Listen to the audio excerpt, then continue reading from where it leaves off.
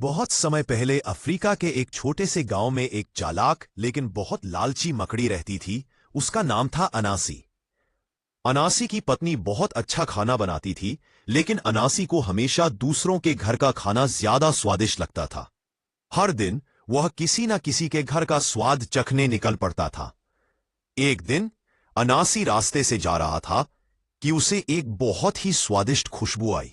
वाह, ये तो हरी सब्जियों की खुशबू है, उसने कहा और खुशबू का पीछा करते हुए खरगोश के घर पहुंच गया। तेरे बर्तन में तो हरी सब्जियां पक रही है, अनासी ने उत्साह से कहा। हाँ, खरगोश बोला, थोड़ी देर में तैयार हो जाएंगी, तुम यहीं रुक जाओ। रुकना तो चाहता हूं, अनासी बोला, पर मुझे कुछ काम है।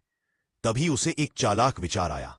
ऐसा करो, मैं अपने पैर में जाल बांध देता हूं और उसका दूसरा सिरा तेरे बर्तन से बांध देता हूं। जब खाना तैयार हो जाए तो उसे खींच देना, मैं तुरंत आ जाऊंगा। खरगोश ने माना और उन्होंने वैसा ही किया। थोड़ी देर बाद अनांसी को बीन्स की खुशबू आई। ये बंदर के घर से आ रही थी। आओ अनांसी, हमारे साथ खाओ, बंदर बोला। अभी नहीं, अनांसी बोला, मैं एक जाल बांध देता हूं। जब खाना तैयार हो खींच देना। बंदर ने भी हाँ कर दी और अब अनांसी के दो पैरों में जाल बंध गए। फिर वह सुअर के घर पहुंचा। वहां से मीठे शक्करकंद और शहद की खुशबू आ रही थी। आओ अनांसी, सुअर बोला। अभी नहीं, लेकिन मैं एक जाल बांधे देता हूं। जब खाना तैयार हो खींच देना। फिर वह हाथी, कछुआ, बकरी और दरियाई घोड़े के घर भी गया और हर जगह यही किया। अब उसके आठों पैरों से 8 जाल बंध गए थे, हर दोस्त के बर्तन तक।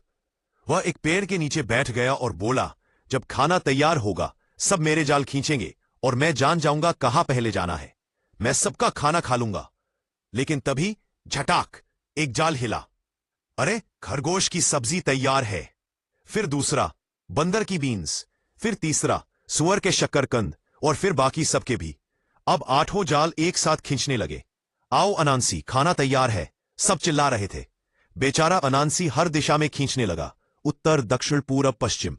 उसके पैर लंबे और पतले होते गए और आखिर टपाक, सारे जाल टूट गए। अनांसी जमीन पर गिर पड़ा। जब उसने नीचे देखा तो उसके पैर बहुत लंबे और पतले हो चुके थे। उस दिन से अनांसी और सारी मकड़ियों